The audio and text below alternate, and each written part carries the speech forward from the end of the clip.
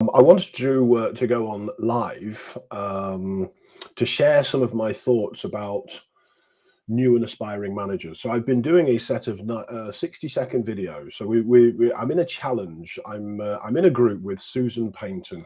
Payton. This is her book. I don't know if you know Susan. She's an excellent book, Business of Stories. So highly recommend it. So I'm in her group. And then a couple of weeks ago, we were challenged to do 1 minute, 90 working days, 1 minute videos. So we had to record just under 1 minute, so around about 59-second video of something relevant for something that we do. Now, I've just launched the online academy for new managers, new and aspiring managers, and it's a growth academy. It's a 12-month academy. So obviously my videos are around about new and aspiring managers, and these are my thoughts, or some of my thoughts, and I wanted to sum them up in this live for these videos that I've been putting out there. So for me, there's one word that new and aspiring managers need to put into their daily routine, and that's restraint. Now, I've noticed, I don't know about you, I've noticed new managers, when they take on the role, they race in, they want to try and change everything, they want to stamp their authority on everything. And really the key word is restraint, and just back away a little bit. You know, they want to set up meetings within the first week and get to know their people. Yes, you need to get to know your people. Yes, you need to talk to people, but you don't set up these meetings, and I'll explain why in a mo. And I was thinking about this authority thing. So they come in and they stamp their authority on it. And I was thinking, you know, these little drawers, you've got a little drawer underneath your desk, and it's that top drawer, not the little one where you put your pens, but that little one, the little one on the top. And usually it's about, what, that deep sort of thing. Now, I want you to imagine that drawer is full of authority. Imagine authority as a physical thing that you can get in there, like candy floss or cotton wool. You can grab a bit of authority and take it with you into your working day.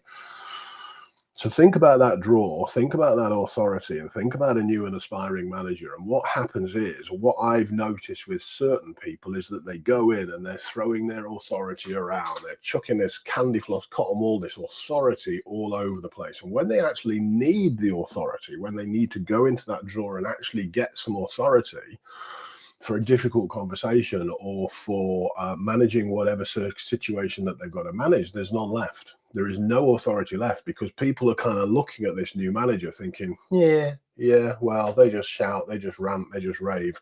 So they have no authority left. And I think that's a key thing for new managers to understand. You don't need to go in and stamp your authority over everything. People know that you are the manager.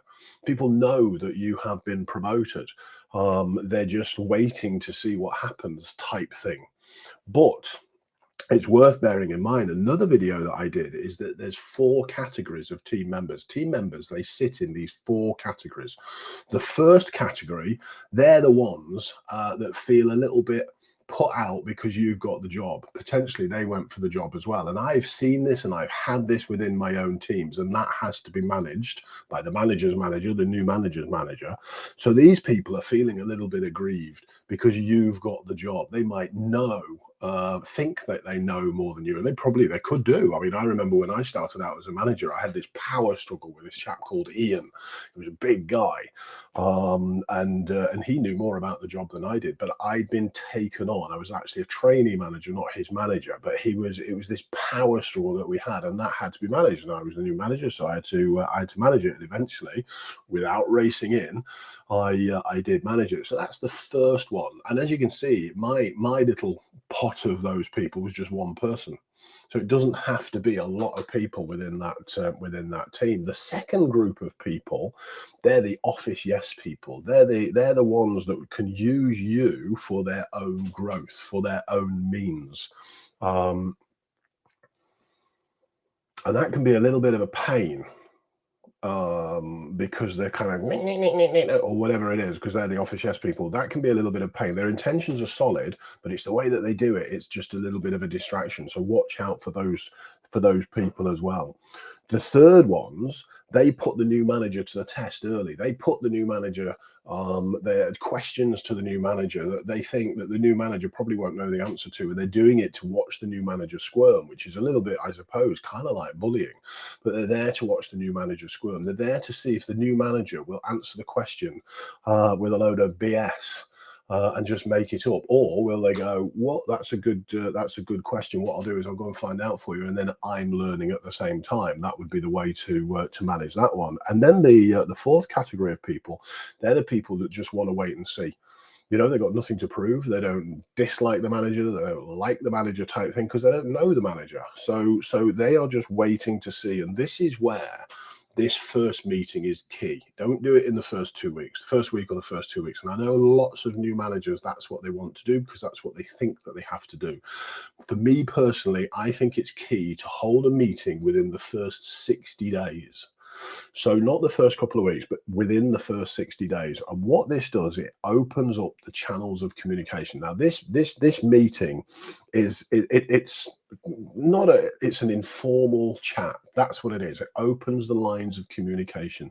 You are now learning about your team members' goals, what it is, their aspirations of the future within the company, and also, do they have any concerns? You're building up this trust that you are there to chat with. They're not going to open up the floodgates. Do you tell your manager everything about you? Probably not. So they're not going to open the floodgates on this first meeting. This is an unhurried discussion.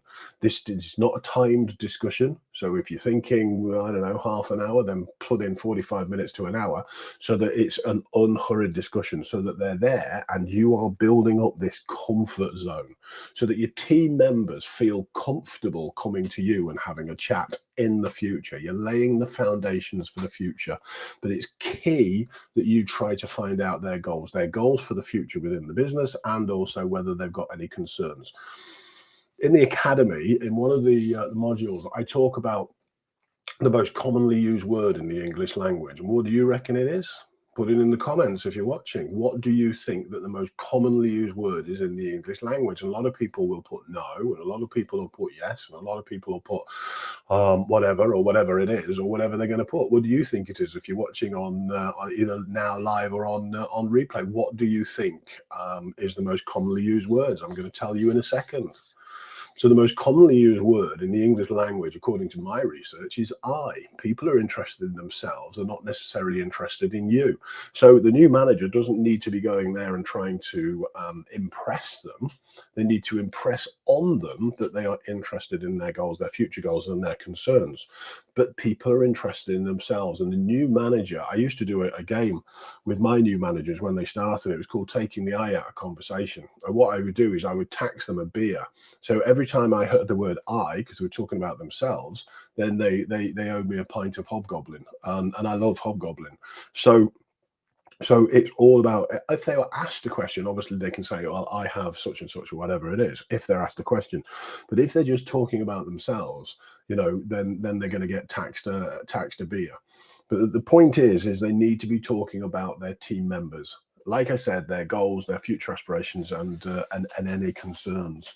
Another one of the most popular questions I get from the new and aspiring managers, actually in the group, because there's some in the group now. I've only just launched it, but there's some in the group sort of working through it now, is how do I manage friends and family? Or can I manage my friends and family? So you're a co-worker and then you sort of get promoted up to team leader or to manager.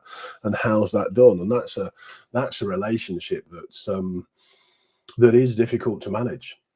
I've been there myself. I asked for advice when I was sort of starting out as a manager from my mentor or my trainer, the chap that was training us, and his advice was, if they are real friends, then they would appreciate that you are the manager. You need to have a sit down chat with these people. You don't have to necessarily wait for the 60 days to be up. This could be a quicker meeting with friends and family, and explain expectations, explain your expectations, get their expectations from you as their manager, so that you are appreciating their needs. Because obviously if you remove a need at work, then you're going to get conflict, even with your friends. So it's just by saying, this is how I'm going to manage, and this is how I see our relationship at work. This is how I see our relationship down the pub, or in the or at the football, or whatever it is, when they're away from work. So it's the expectations at work and the expectations at home. So, for example, if you are working with another half, because I have for a lot of my working career, then you need to set some boundaries about how long you're going to talk about work at home. And we set the boundaries of 10 minutes. And again, my mentor, my trainer, he gave me some cracking advice. And he said, listen, if you're really talking about work, and you can't stop yourselves talking about work, and it's denting your relationship. I'm not saying you do this with friends and family, that would be weird. This was with my other half. And then what he said was, if your other half is constantly talking about work and you need that to stop because it's, like I said, it's damaging the relationship, just strip off. And that's what he said. He said, just strip off. Make sure the curtains are closed, obviously. So just strip off. He says, you're either going to have an interesting afternoon, or you're going to get laughed at. And I thought that was amazing advice. I'm not going to share any more than that. But I thought that was amazing advice. But what you need to do with your friends is obviously not down the pub you're stripping off, but what you need to do with your friends is just set that parameter. Listen, my expectation is we can chat about work for 10 minutes, but don't ask me about people that I'm managing. Don't ask me about what sort of private situations, because obviously if they are a good friend, then they will appreciate that. And that is my advice. And I can help people, these new and aspiring managers that are in the academy, I can then help them plan out their meeting with their friends and family, and then go and have that chat.